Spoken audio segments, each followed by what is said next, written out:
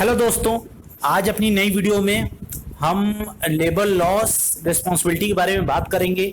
यहाँ पे रिस्पॉन्सिबिलिटी यानी जिम्मेदारी से मतलब उन लॉज या उन कानून से है जिससे सेंट्रल गवर्नमेंट बनाती है और उसे इन्फोर्स किस तरह से वो कौन कौन से लॉ हैं जिन्हें सेंट्रल गवर्नमेंट बनाती है लेबर लॉस से रिलेटेड, वर्कर्स की प्रोटेक्शन से रिलेटेड जो कौन कौन से लॉ बनाती है, और स्टेट कौन कौन से लॉ को स्टेट फॉलो लागू करती है, कौन कौन से लॉज को सेंट्रल लागू करती है और कौन कौन से लॉज को दोनों मिल के लागू करते हैं, और आखिर वो कानून कौन कौन से हैं। आज इन सारी चीजों की इस वीडियो में हम चर्चा करेंगे। यूपीएससी पीएफओ की हमारी सीरीज चल रही है और इससे पहले की वीडियो में हमने लेबर लॉस के बारे में बताया था आपको, उसके बाद लेबर लेजिस्लेशन सम कानून, और इसके बाद कैसे लेबर लॉस का ओरिजिन हुआ वो हमने आपको बताया। फिर लेबर पॉलिसी इंडिया में किस तरह से आई, उसमें क्या क्या उसके फीचर्स क्या क्या थे वो हमने आपको बताए थे। फिर कॉन्स्टिट्यूशन में किस किस तरीके के प्रोविजन दिए गए लेबर लॉ से रिलेटेड हमने वो आपको बताया। इसमें फंडामेंटल राइट और directive principle of state policy के बारे में बात थी, जिसमें फंडामेंटल राइट्स हमने आपको पढ़ा दिया था। Directive principle of state policy यानी राज्य के नीति निर्देशक सिद्धांत हमने आपको अभी नहीं पढ़ाया है, तो वो इस वीडियो में कंप्लीट होगा।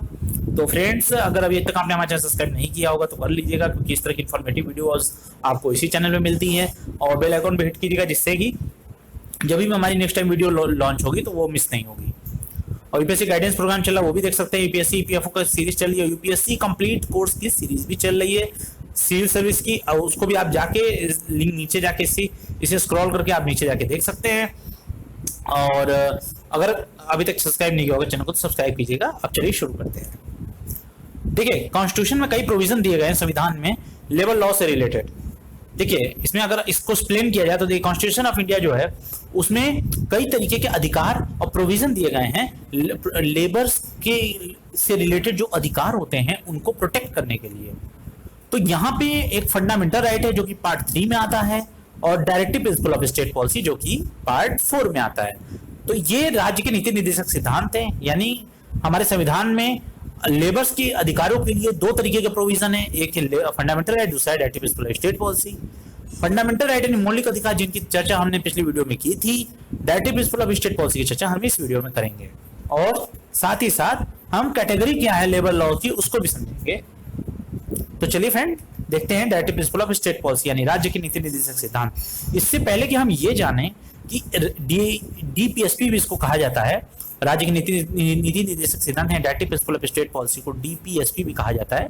तो कहीं भी अगर हम इस वर्ड का यूज करें तो आप समझ जाइएगा कि हम किसकी बात कर रहे हैं। तो डीपीएसपी में लेबर लॉ से रिलेटेड जो कानून है उसको बताने से पहले हम आपको ये बताते हैं कि डीपीएसपी आया कहां से और इसका मतलब क्या है। देखिए, एक थी कमेटी सप्रू कमेटी, ये बहुत इंपॉर्टेंट है, इससे पूछ सकता है कि किस कमेटी से तहत डीपीएसपी आया था, तो सप्रू कमेटी थी। वो कब आया था? 1945 में। इसने सजेस्ट किया दो कैटेगरी के इंडिविजुअल राइट्स को, यानी व्यक्तिगत अधिकारों को, जिसमें पहला था जस्टिसिएबल, यानी जिसको जस्टिस के द्वारा अगर जिसका पालन न करने पर जस्टिस यानी जुडिशियल वे में उस पर कार्रवाई की जा सकती है, जो जिसके अंदर पनिशेबल ऑफेंसेस आते हैं, दंडनीय अपराध जिसके अंदर आते हैं। और दूसरा था नॉन जस्टिसिएबल, यानी कि इसे जस्टिसिएबल ये नहीं था, और इसे बस ध्यान में रखना था राज्यों को, स्टेट्स को, कि जिससे कि जब भी कोई कानून बनाया जाए तो इसमें लिखे कानूनों का पालन हो। इसको गांधीयन प्रिंसिपल भी कहा जाता है। अब जस्टिसिएबल राइट था फंडामेंटल राइट यानी मौलिक अधिकार, और नॉन जस्टिसिएबल राइट था directive principle of state policy. मतलब क्या है? मतलब डीपीएसपी एक ऐसा आइडियल राइट है, यानी कि आदर्श अधिकार है जो कि जरूरत होता है। हाँ, किसी भी स्टेट को कोई भी कानून बनाते समय जब भी कोई पॉलिसी फॉर्मुलेट कर किया जाए या बनाया जाए या कोई भी कानून को पास किया जाए तो इस अधिकारों को जरूर ध्यान में रखना चाहिए, वही अधिकार है डीपीएसपी यानी कि राज्य की नीति निर्देशक सिद्धांत। अब हम जानते हैं कि लेबर लॉ से रिलेटेड में कौन कौन से आर्टिकल हैं। तो 38 है, 39 है, 41, 42, 43 है, 47। ये सारे जो भी आर्टिकल हैं उसको याद कर लीजिएगा फ्रेंड्स, क्योंकि एग्जाम में ये आ सकता है कि कौन से डीपीएसपी के पार्ट में लेबर लॉ से रिलेटेड आर्टिकल नहीं है।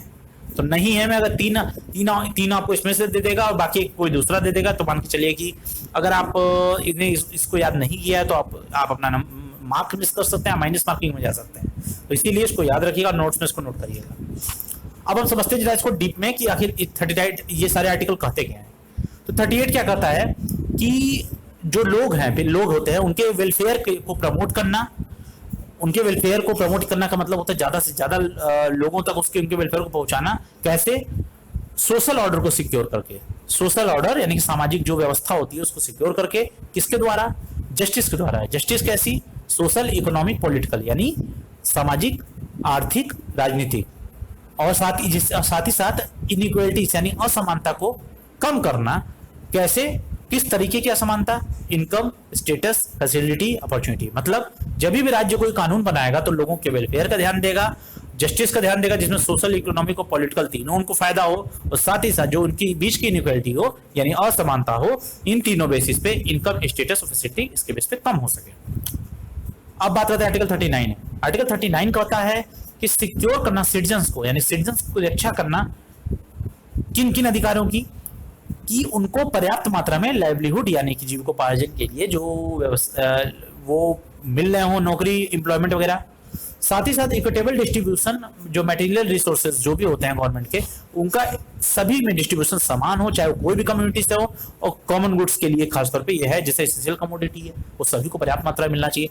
साथ ही साथ जो कंसंट्रेशन ऑफ वेल्थ है उनका, उसको भी रोकना, यानी कि ज्यादा धन पूंजी जो लोग ज्यादा जमा कर लेते हैं अवैध तरीके से, उस पर भी नियंत्रण रखना। और प्रोडक्शन का भी पूरा ध्यान देना। साथ ही equal pay for equal work का सिद्धांत अपनाना दोनों जेंडर्स के लिए, मेन और वुमेन दोनों, यानी इक्वल पे यानी कि समान पैसा देना। एक ही काम के लिए अलग अलग पैसा एक वुमेन और एक मेन को नहीं देना, बराबर पैसा देना, वो है। साथ ही प्रिविलेज हेल्थ और स्ट्रेंथ, जो वर्कर्स होते हैं, जो भी वर्कर किसी इंडस्ट्री में काम कर रहे हैं, उनके हेल्थ और उनकी स्ट्रेंथ का पूरा ध्यान देना। और जो भी बच्चे काम कर रहे हैं उनको शोषण से उनकी रक्षा के लिए और जो भी कानून वो ध्यान देना। और साथ ही साथ चिल्ड्रंस के डेवलपमेंट के लिए जो भी अपॉर्चुनिटीज क्रिएट की जा सकती हैं वो उससे उनके लिए बनाना, और जो भी उसके रास्ते में रोड़े आ रहे हैं उनको हटाने से लेना। तो इसमें आर्टिकल 39 सिक्योर करना सिटीजन को, जिससे कि उनको प्राइवेट लाइवलीहुड मिल सके और इक्विटी डिस्ट्रीब्यूशन हो सके, इक्वल डिस्ट्रीब्यूशन हो सके मटेरियल रिसोर्सेज का, और कंसंट्रेशन ऑफ वेल्थ ना हो, मीन्स ऑफ प्रोडक्शन सही हो, equal pay for equal work हो, हेल्थ और स्ट्रेंथ ऑफ वर्कर पे ध्यान देना, चिल्ड्रन के अब्यूज पे ना हो इस पर ध्यान देना, और साथ ही चिल्ड्रन के डेवलपमेंट पे ध्यान देना। आर्टिकल 39 ने क्या कहता है? आर्टिकल 39 कहता है कि प्रमोट करता है, ये फैलाता है ज्यादा से ज्यादा लोगों तक इक्वल जस्टिस यानी समान व्यवस्था, न्याय जो होता है, और साथ ही साथ फ्री लीगल एड पुअर यानी गरीबों को न्यायिक व्यवस्था फ्री में उपलब्ध कराना, ये बताता है। आर्टिकल 41 क्या कहता है? अनएम्प्लॉयमेंट, ओल्ड एज यानी वृद्धावस्था, सिकनेस यानी बीमारी, और डिसेबलमेंट यानी कि विकलांगता या दिव्यांगता, जिसको मोदी जी ने नया वर्ड दिया था, उससे सिक्योर करना। अगर ऐसा कुछ होता है तो राइट यानी अधिकार, अगर ऐसी कोई भी स्थिति आती है तो उसमें काम को, वर्क, एजुकेशन और पब्लिक असिस्टेंट यानी कि लोगों की सहयोग, सामाजिक सहयोग जो है उसको ध्यान देना। अब देखिए आर्टिकल 42 क्या कहता है? ऐसे प्रोविजन बनाना जो कि जस्ट हो यानी कि जो सही हो, फेयर हो, और ह्यूमन कंडीशन ऑफ वर्क को इस्टेब्लिश करना। मैटरनिटी रिलीफ यानी कि मातृत्व की जो अगर कोई प्रेग्नेंट वुमेन है तो उसके भी सुविधाओं से रिलेटेड चीजों का ध्यान देना। आर्टिकल 43 क्या कहता है? सिक्योर करना, रक्षा करना किसका? लिविंग वेज का, यानी कि जीविकोपार्जन के लिए जो पैसे आते हैं वो उनके लिए, और साथ ही साथ एक डिसेंट स्टैंडर्ड ऑफ लिविंग देना, सोशल कल्चरल अपॉर्चुनिटीज क्रिएट करना वर्कर्स के लिए। आर्टिकल 43 क्या कहता है? स्टेप्स को लेना सिक्योर करने के लिए पार्टिसिपेशन ऑफ वर्कर्स के पार्टिसिपेशन में ध्यान देना, उनके लिए उनकी हितों की रक्षा करना। किसमें? मैनेजमेंट ऑफ इंडस्ट्रीज के मैनेजमेंट में। आर्टिकल 47 क्या कहता है? लेवल ऑफ न्यूट्रिशन को बढ़ाना, और जो स्टैंडर्ड ऑफ लिविंग होता है लोगों का उसको भी इंप्रूव करना, और साथ ही साथ पब्लिक हेल्थ को भी उनके इंप्रूव करना। ये सारी चीजें हैं। तो अब ये था directive principle of state policy, हमने आपको सारी चीजें समझा दी, और हमने पिछले वीडियो में फंडामेंटल राइट्स के बारे में बताया था, तो आपको अब दोनों चीजें समझ में आ गई हैं। अब हम चलते हैं, आगे बढ़ते हैं। अब हम बताते हैं आपको कि वो कौन कैटेगरीज क्या है लेबर लॉ की, आखिर कैटेगरीज है मतलब क्या है।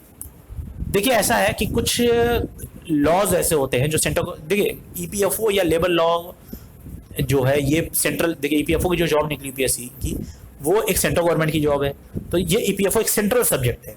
जैसे मैंने आपको बताया था 3 लिस्ट होती हैं, सेंट्रल लिस्ट, स्टेट लिस्ट और कॉन्करेंट लिस्ट। सेंट्रल लिस्ट में सेंट्रल जो कानून बनाती है वो आते हैं, स्टेट लिस्ट में जिससे स्टेट कानून बना सकता है वो आता है, और एक आती है कॉन्करेंट लिस्ट यानी कि जो स्टेट और सेंटर दोनों नियम बना सकते हैं। उसी तरह इसमें भी ये तीनों सिद्धांत लागू होते हैं लेबर लॉज में। अब इसमें 3 कैटेगरी में डिवाइड कर दिया है, क्योंकि है तो पूरा ये सेंट्रल सब्जेक्ट, लेकिन स्टेट के हर स्टेट की अपनी अलग एक व्यवस्था होती है, तो स्टेट्स को भी इसमें एक अहम रोल प्ले करता है स्टेट भी इसमें। तो इसीलिए 3 कैटेगरी इसमें। पहला क्या है, लेबर लॉ जो कि बनाया जाएगा सेंट्रल गवर्नमेंट के द्वारा, और उसको इन्फोर्स करने का, उसको लागू करने की पूरी रिस्पॉन्सिबिलिटी भी सेंट्रल गवर्नमेंट की होगी। दूसरा क्या कहता है कैटेगरी, कि ये सेंट्रल गवर्नमेंट बनाएगी लेकिन इसको इन्फोर्स करने का काम सेंट्रल और स्टेट दोनों मिलकर करेंगे। एक्चुअल में इस तरह के कैटेगरीज में, जैसे बी कैटेगरी है, इसमें अक्सर क्या होता है, स्टेट सेंट्रल स्टेट रेशियो होता है। मान के चलिए कोई एक परियोजना है, कोई योजना आई, और उसको अगर स्टेट्स को लागू करना है, सेंटर को लागू करना है, तो क्या करेगा कि एक फंडिंग के लिए आपस में पार्टनरशिप कर लेगा स्टेट से। जैसे 60-40, इसमें सेंटर का हमेशा फंडिंग ज्यादा ही होता है, 60-40, 90-10 ज्यादा नॉर्थ ईस्ट के जितने स्टेट्स उनके लिए होता है। तो इस तरह के पार्टिसिपेशन करना, ऐसे लॉज को रख दिया है इसने। जब भी ऐसे लॉज पे कोई भी कानून पास किए जाएंगे तो उसमें सेंट्रल गवर्नमेंट तो उसको बनाएगी, लेकिन उसको इन्फोर्स करने का काम सेंट्रल स्टेट दोनों गवर्नमेंट मिलकर करेगी। तीसरा था जो सेंट्रल गवर्नमेंट बनाएगी, लेकिन उसको इन्फोर्स करने का पूरा अकेले काम स्टेट गवर्नमेंट का होगा। तो ये 3 कैटेगरी थी। अब इसको जरा डीप में समझते हैं कि आखिर कौन कौन से कानून है जो कि जरूरी है सेंट्रल गवर्नमेंट जो बनाती है इन पर्टिकुलर कैटेगरीज के अंतर्गत। तो इसमें जो पहला मैंने आपको बताया था कि लेबर लॉज की सेंट्रल गवर्नमेंट इस पर कानून बनाएगी और उसको रिस्पॉन्सिबिलिटी इस पे सेंटर की ही होगी।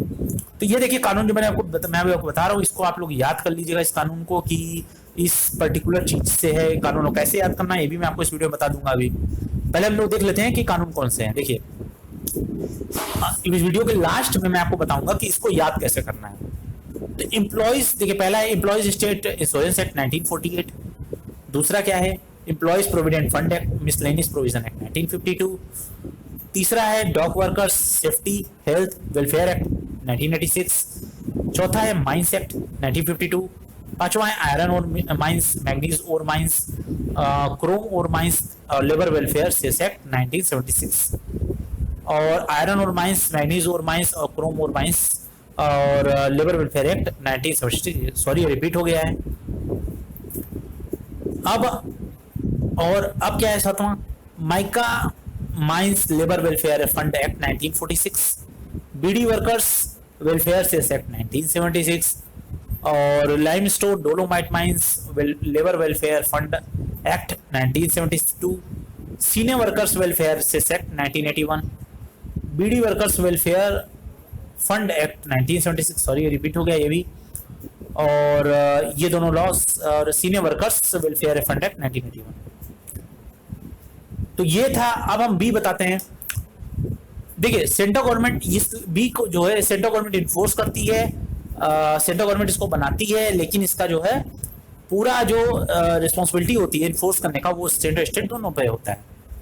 इसमें child labour prohibition regulation act 1986, building and other construction worker regulation and employment act, condition of services act 1996, contract labour regulation and abolition act 1970, equal remuneration act 1976, industrial disputes act 1947, industrial employment standing orders act 1946, inter state migrant workers regulation employment and condition of service act 1979।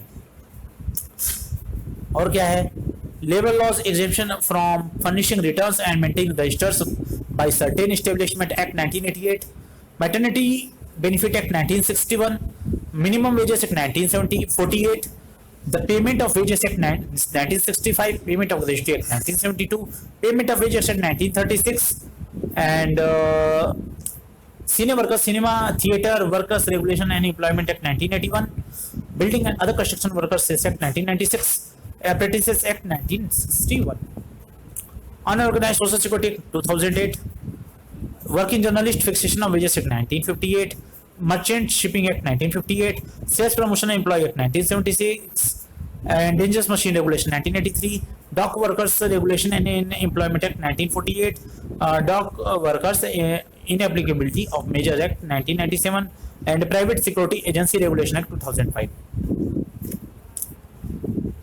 तो ये था।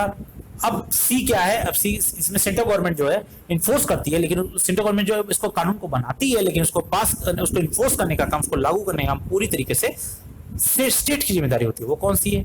Employers liability act 1938, factories act 1948, motor transport to workers act 1961, personal injuries compensation insurance act 1963, plantation labour act 1951, state promotion employees act 1976, trade union act 1926, weekly holiday act 1948, working journalist and other newspaper employees condition of service and miscellaneous provision act 1955, workers compensation act 1923, employ exchange compulsory notification of vacancy act 1959, और children pledging of labour act 1938, bonded labour system evolution act 1976, bidi and cigar worker condition of employment act 1966, and personal injuries emergency provision act 1962। Sorry ये line गलत है। तो ये friends ये सारे नियम थे जो हमने आपको बता दिए हैं, और अब हम बताते हैं आपको कि इसको याद कैसे करना है, क्योंकि देखिए ये इस तरह एग्जाम में ये बहुत इंपॉर्टेंट है। ये पूछा जा सकता है कि निम्नलिखित में से कौन सा लॉ सेंट्रल गवर्नमेंट लगाती है लेकिन उसकी सोल रिस्पॉन्सिबिलिटी या सेंट्रल गवर्नमेंट की होती है, स्टेट गवर्नमेंट की होती है, या दोनों की होती है। तो इस तरह से करके आपसे एक्ट पूछा जा सकता है। तो उसमें 3 एक्ट अलग डाल देगा, 1 एक्ट वही डालेगा, या पूछ देगा निम्नलिखित में से कौन सा सही नहीं है, उसमें 3 एक्ट को डाल देगा सही और 1 को गलत डाल देगा। तो इसको याद करने के लिए सबसे पहले बताया कि देखिए जो इसमें पहला है कि सेंट्रल गवर्नमेंट बना रही है और दूसरा सेंट्रल गवर्नमेंट ही उसको लागू भी कर रही है। तो इसमें आप एक चीज ध्यान दीजिएगा, जब भी इस तरह के एक्ट हैं तो देखिए एक तरह से आपको ये सन याद रखना जरूरी है कौन से ईयर में था, और एक था स्टेट इंश्योरेंस यानी कि state insurance act, employees state insurance act का ध्यान रखने के लिए का काम जो है सेंट्रल गवर्नमेंट की रिस्पॉन्सिबिलिटी है। देखिए लागू तो सब सेंट्रल गवर्नमेंट ही कर रही है, मेन हमको याद करके रखना है कि कौन सी इन्फोर्स करने की जिम्मेदारी किसके अंडर में है। तो जैसे एम्प्लॉय स्टेट इंश्योरेंस एक्ट है, provident fund and miscellaneous provision, इसको याद रख लीजिएगा, ईयर याद रखिएगा। और जो मेन वर्क है जैसे डॉक वर्कर्स की बात है तो इसमें सेफ्टी हेल्थ और वेलफेयर 1986, इसको याद रखिएगा। माइंस एक्ट, तो इसको माइंस भी एक सेंट्रल सब्जेक्ट है तो इसको सेंट्रली करेगी, पूरा अच्छी तरीके से देखेगी।